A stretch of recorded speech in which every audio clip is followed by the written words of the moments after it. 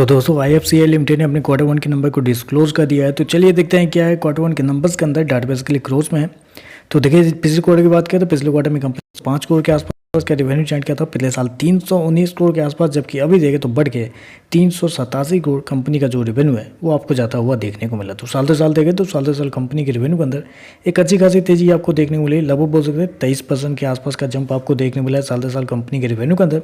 वहीं अगर क्वार्टर जाते हैं तो क्वार्टर कंपनी के रेवेन्यू के अंदर गिरावट है, लेकिन मेरे हिसाब से ये जो कंपनी है इसके बिजनेस साइक्लिक होते हैं, तो आपको साल से साल जज करना चाहिए। साल से साल देखें तो कंपनी के रेवेन्यू के अंदर तेजी आपको देखने को मिल रही है।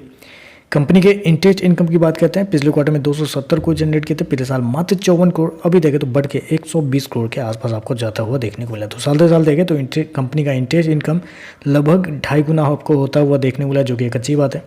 चलिए कंपनी के खर्चे क्या है वो देख लेते हैं। तो देखिए पिछले क्वार्टर में कंपनी 425 करोड़ खर्च की थी, पिछले साल 451 करोड़, अभी देखें तो मात्र 364 करोड़ के आसपास आपको देखने को मिले। तो खर्चे देखें तो खर्चे बहुत कम किए हैं कंपनी ने इस क्वार्टर में, जो कि एक बहुत अच्छी बात है। सबसे मेन रीज़न कंपनी का कॉस्ट कम करने का है, जो कि एक अच्छी चीज़ यहाँ पर देखने को मुझे मिल रही है, वो है कंपनी का फाइनेंस कॉस्ट। साल से साल देखें तो कंपनी का जो फाइनेंस कॉस्ट है उसके अंदर लगभग 7% के आसपास की गिरावट आपको देखने को मिली, जबकि कंपनी का इंटरेस्ट इनकम, मैंने आपको क्या बताया, कंपनी का इंटरेस्ट इनकम 2.5 गुना आपको बढ़ता हुआ देखने को मिला। तो ये एक बहुत बड़ी अचीवमेंट है कंपनी के लिए, ये मेरे हिसाब से बहुत अच्छी बात है कंपनी के लिए। चलिए कंपनी के खर्चे प्रॉफिट क्या निकलता है वो देख लेते हैं।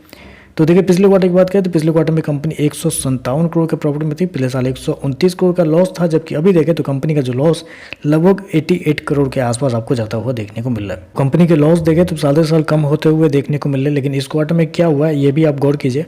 इस क्वार्टर में कंपनी को टैक्स के रूप में 128 करोड़ रुपए खर्च करने पड़े हैं। पिछले क्वार्टर में भी कंपनी ने इतना ही किया था, 130 करोड़ के आसपास, लेकिन पिछले साल कंपनी ने मात्र 1 करोड़ रुपए टैक्स में पे किए थे। तो टैक्स की वजह से देखें तो साल दर साल कंपनी का जो लॉस है वो आपको उतना नहीं देखने को मिल रहा है जितना होना चाहिए, क्योंकि अगर पिछले साल भी कंपनी का लॉस मतलब टैक्स में कंपनी पैसे खर्च की रहती है अच्छी खासी, तो शायद बहुत बेहतरीन नंबर आपको देखने को मिल जाते हैं। लेकिन अभी भी देखें तो मेरे हिसाब से अच्छे ही नंबर है, क्योंकि टैक्स की वजह से कंपनी का लॉस देखें तो साल से साल वैसे भी कम होता हुआ देखने को मिले। क्वार्टर थोड़ा प्रॉफिट से कंपनी घाटे में जाती हुई देखने को मिले, वो अलग बात है।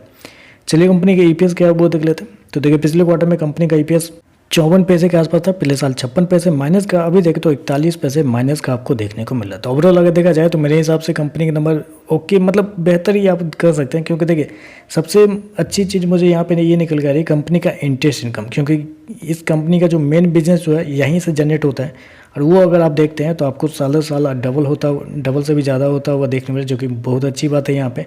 और कंपनी ने अपने फाइनेंस कॉस्ट को कम किया है साल दर साल, ये भी बहुत अच्छी बात है।